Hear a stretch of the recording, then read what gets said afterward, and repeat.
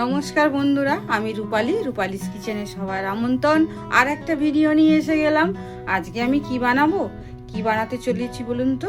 আজ আমি বানাবো মাটন বিরিয়ানি আর চিকেন বিরিয়ানি।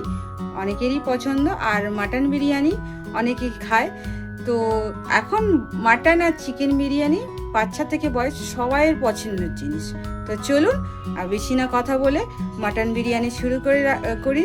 আর আমার চ্যানেলটাকে লাইক শেয়ার সাবস্ক্রাইব করতে কিন্তু ভুলবেন না। তো চলুন স্টার্ট করে দিই আজকে স্পেশাল মাটন বিরিয়ানি।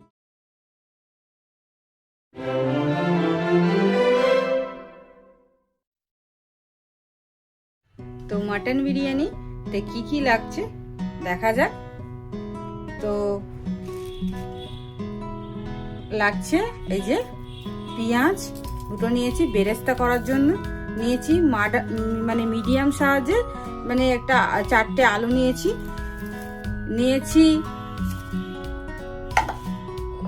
ঘি, কাঁচা লঙ্কা, আর নিয়েছি কেওড়া জল, গোলাপ জল, মিঠা আতর, বিরিয়ানি মশলা নিয়েছি, জাফরান কালার নিয়েছি, চিনি, নুন, বাটার, আর লাগছে দুধ।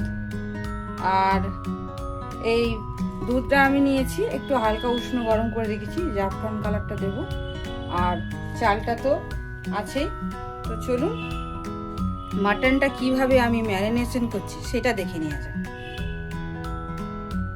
আর আলু বখরা তো থাকছেই। এই যে আলু বখরা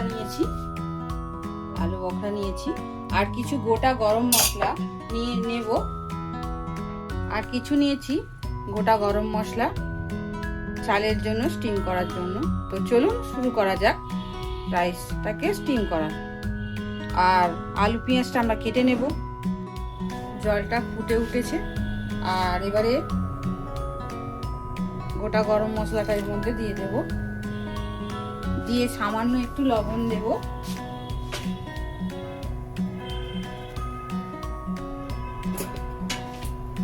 দিয়ে আমি এবারে চালটা তুলে দেব।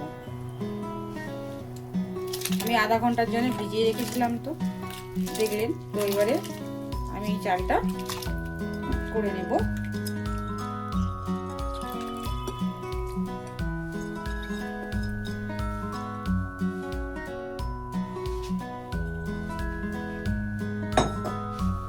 আর এতে আমি খুব সামান্য একটু ঘি দিয়ে দেব। ঘিটা দেওয়ার কারণ হচ্ছে ভাতটা একে অপরের সঙ্গে লাগবে না, আর গন্ধটাও ভালো হবে। সেজন্য এই যে ছোট চামচের 1 চামচ আমি ঘি দিয়ে দিলাম, দিয়ে এটা নেড়ে দিলাম। এইটা আমি 80% সেদ্ধ করব। তো আর একটু সেদ্ধ দেখাচ্ছি বন্ধুরা। ভাতটা যেহেতু হচ্ছে, আমি কয়েকটা কাজ এগিয়ে নেব। তো এই যে বাটার মেল্ট করে নিয়েছি, আর এর সঙ্গে আমি ঘি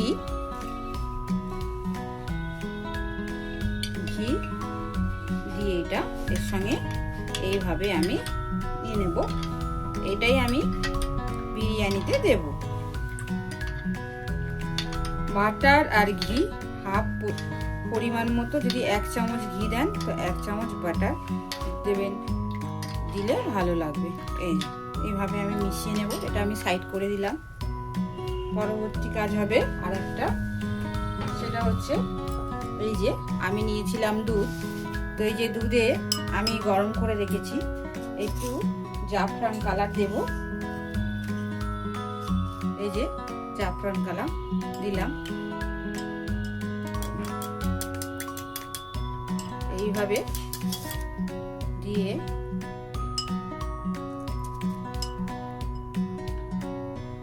আমি এটা সাইড করে রেখে দেব। এবারে নিয়েছিলাম যে আলুটা আমি ছাড়িয়ে নিয়েছি, 4টে আলু। এই যে এতেও আমি একটু জাফরান কালার দেব। এক্ষেত্রে চিকেন বিরিয়ানির আমরা কি করি, একটু নুন হলুদ দিয়ে দিই। এক্ষেত্রে নুন দেব, কিন্তু এই কালারটা দেব, এই যে এই কালারটা দেব। তো দিয়ে এটাকে আমি ভালো করে মাখিয়ে নেব।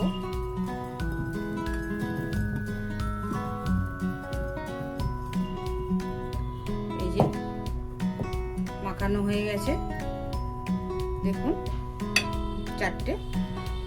ভাজার সময় আমি একটু হালকা লবণ দিয়ে ভেজে নেব। এটা আমি সাইডে রাখি। আমি যে দুটো পেঁয়াজ নিয়েছিলাম, এই যে দেখুন এইভাবে আমি কেটে নিয়েছি বেরেস্তার জন্য। এতে আমি 1 চামচ কর্নফ্লাওয়ার দেব, দিয়ে এটাকেও আমি মিশিয়ে নেব। নিয়ে এবার বেরেস্তাটা ভাজবো। দেখি, হ্যাঁ আমাদের রাইসটা হয়ে গেছে 80% মতো। এবার আমি এটাকে নামিয়ে নেব।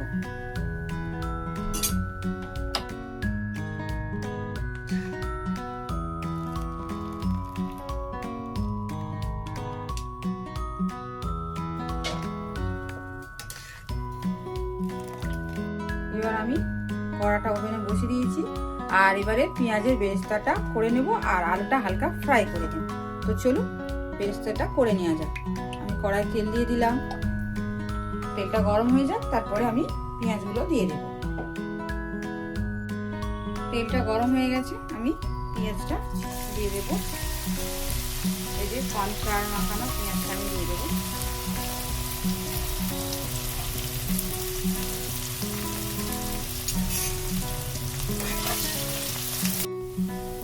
আমার বিরিয়ানি বেরেস্তা একদম রেডি।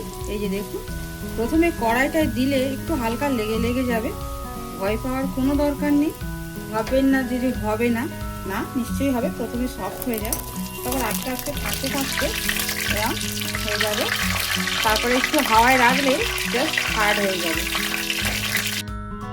আমি কড়া বসিয়ে দিয়েছি, এবার আলুটা ভাজা করে নেব। আমি সরিষার তেল দিলাম, আর এই তেলেতেই আমি মাটনটা কষিয়ে নেব। এবারে আলুটা আমি দিয়ে দেব।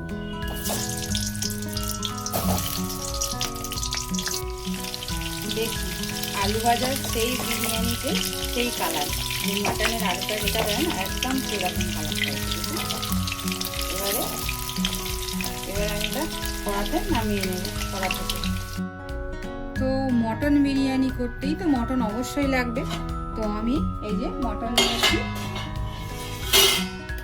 এই যে মটন নিয়েছি, এটা আমার 550 গ্রাম আছে। আর লাগছে পেঁয়াজ বাটা, আদা রসুন বাটা, আর লাগছে এই ভাজা মশলা। দাঁড়ান, ভাজা মশলা কি দিয়ে তৈরি হয় সেটা তো দেখিয়ে দিই। এই যে আপনার ভাজা মশলা করতে কি কি লাগে, আর এইটা বিরিয়ানি কাবাব সব মশলা একই ক্ষেত্রে লাগবে। আমি বারবার বলছি আমার ভাজা মশলা। দেখুন দারচিনি, লং, ছোট এলাচ, বড় এলাচ, স্টার মশলা, জায়ফল, জায়ত্রী, ধনে, জিরে, মৌরি আর সাদা গোলমরিচ ভালো করে দেখে নিন। তো এইটাই ভেজে আমি এইভাবে ড্রাই রোস্ট করে নিয়েছি। তো এবারে আমরা শুরু করি। তো বললাম না, এই যে আদা রসুন এটা আমি দিয়ে দেব।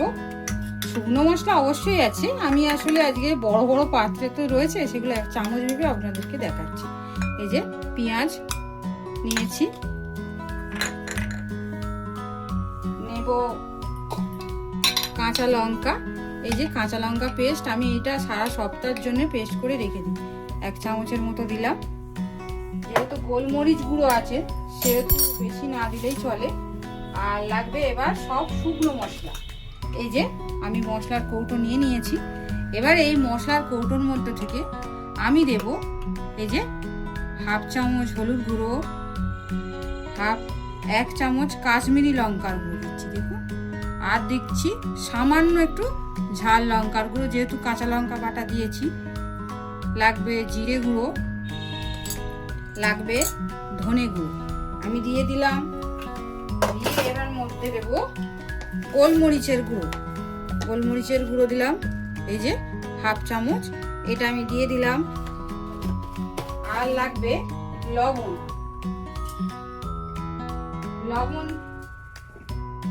আর লাগবে লবণ। লবণটা এই যে খুব সামান্যই দিলাম। টক দই টক দই তো আমাদের লাগছেই। টক দই আমি এই প্রায় 2 চামচের মতো দেব। এই যে টক দই দিয়ে দিলাম। দিয়ে আর একটা ব্যাপার হচ্ছে কেওড়া জল। কেওড়া জল এই যে ধরুন 1 চামচের মতো এটা আমি দিয়ে দিলাম। আমি গোলমরিচটা দিতে ভুলে গেছি, তো গোলমরিচটা আমি দিয়ে দিলাম অ্যাড করে। না দিয়েছি, ডবল হয়ে গেছে, যাই হোক। আর লাগবে এই যে দিলাম, লাগবে সরিষার তেল। মাটনে সব সময় চেষ্টা করবেন সরিষার তেল একটু দিয়ে রাখতে, কারণ এই মাটনে আর তেল দিতে হবে না। আমি 2 চামচের মতো তেল দিলাম। দিয়ে এই ভাজা মশলাটা দিয়ে দেব। দিয়ে আমি মাটনটা দিয়ে দেব। এই যে মাটন একটু বড় সাইজে করে কেটে নেবেন।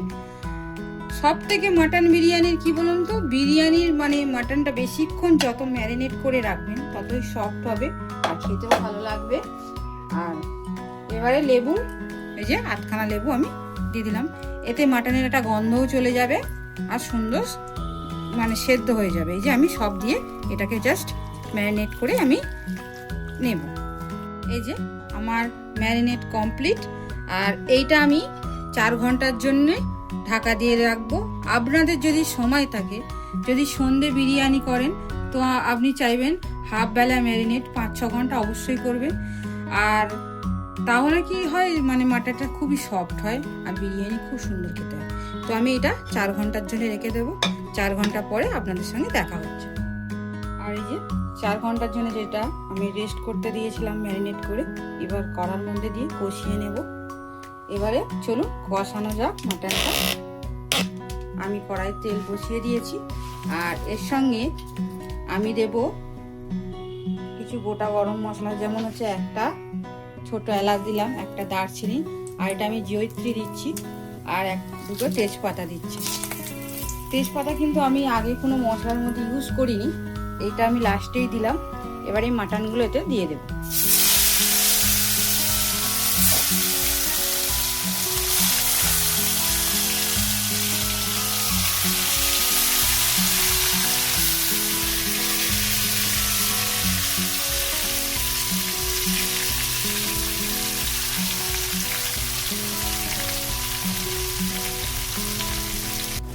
এবারে এই যে মাটনটা ভালো করে একটু কষিয়ে নেব। এবারে এই যে মাটনের যে জলটা ছিল, এই যে এটা আমি এর মধ্যে দিয়ে দেবো।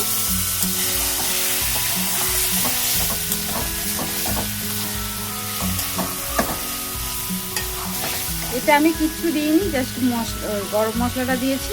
আর আপনি শুধু নুন, মানে আমি শুধু নুনটা চেক করে দেবো যে নুনটা ঠিকঠাক হয়েছে। তো এইটার মধ্যে আমি শিফট করে নেব প্রেসার কুকারে। এবার দিয়ে সিটি মেরে নেব। চলুন এর মধ্যে আমি দিয়ে দিই। এবারে প্রেসার কুকারটা এঁটে গ্যাসের মধ্যে বসিয়ে দেব। আর আমি 5 থেকে 6টা সিটি দিয়ে নেব।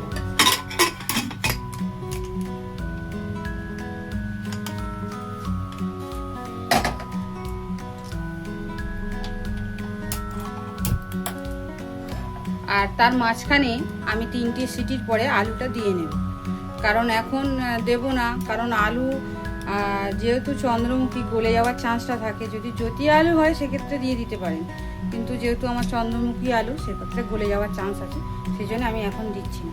3টে সিটি পড়ে যাক, তারপর আমি খুলে আলুটা দিয়ে দেবো। আমার 3টে সিটি পড়ে গেছে। এই যে এবার আমি এই যে খুলে নিচ্ছি। নিয়ে এই যে সামান্য একটু নেড়ে দেব। দিয়ে এবার আমি আলুটা এর মধ্যে দিয়ে দেবো। আমি 3টে সিটি দিয়েছি বন্ধুরা, আরো 3টে দেব। এই যে আলুটা আমি দিয়ে দিলাম।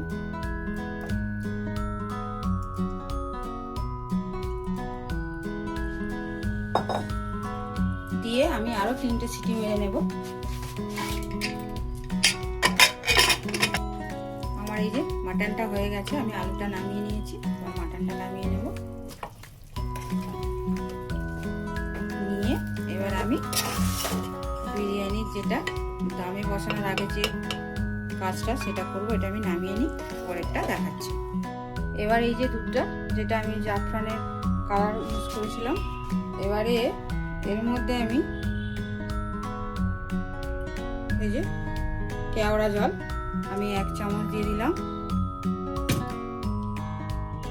দেব গোলাপ জল, এই যে গোলাপ জল দিয়ে দিলাম, আর একটু মিঠা আতর দিয়ে দেব। এটা জাস্ট 1-2 ড্রপ দিলাম, এতেই গন্ধ যথেষ্ট, আর লাগবে না। এবার এটাকে আমি ভালো করে মিক্স করে নেব।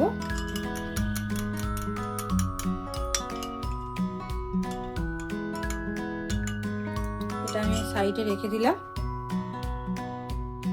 নিয়ে এরকম আমি একটা ঢাকনাওয়ালা পাত্র নেব, এতে আমি সব সাজাবো। চলুন এবারে বিরিয়ানির লেয়ারটা বানিয়ে নিই।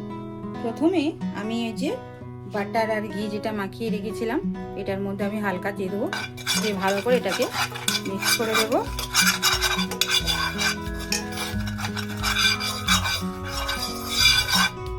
এবারে আর একটা কাজ করব, আমি তেজপাতা নিয়েছি কয়েকটা, এইভাবে আমি দিয়ে দেব। আর মাটনেও যে তেজপাতাটা আছে এটা তুলে আমি এর মধ্যে দিয়ে দেব। দিলে কি হবে, এই যে মানে আলু বলুন মাটন বলুন যে গায়ে একটা দাগ হয়ে যায়, সেটা হবে না, আর হালকা একটা সুগন্ধ থাকে তেজপাতা। এবারে আমি যে মাটনের যে আলুগুলো আছে আমি এইভাবে তুলে দিয়ে দেব, এইভাবে তেজপাতার ওপরেই দেব, তাতে দাগটা হবে না, নিচে লেগে যাওয়ার চান্স থাকবে না। এইভাবে আমি দিয়ে দিলাম, দিয়ে এবার আমি রাইসটা এই যে, আচ্ছা এই মশলাগুলো কিন্তু আমি ফেলিনি, ফেলবেন না, এতে গন্ধ সুন্দর হয়। এটা আমি এর মধ্যে দিয়ে দিলাম, এইভাবে একটু স্প্রেড করে দেব। এবারে আমাকে করতে হবে কি, সবকিছু মশলা অল্প অল্প করে দিতে হবে। প্রথমেই আমি একটু নুন দিয়ে দেব, চিনি দিয়ে দেব, বাটার আর ঘি এটা দিয়ে দেব, আর বিরিয়ানির মশলা এটা দিয়ে দেব। আপনারা যে কোনো ব্র্যান্ডের নিয়ে নিতে পারেন, অসুবিধা কিছু নেই। দেব পেঁয়াজ বেরেস্তা, আর ওই যে দুধের যে জলটা অল্প এটা গুলিয়ে রেখেছিলাম,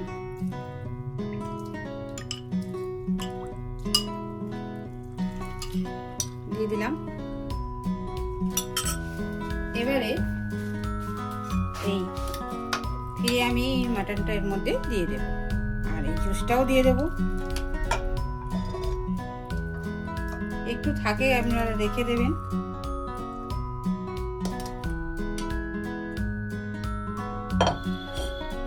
এবারে এই যে বাদ বাকি রাইসটা আমি দিয়ে দেব,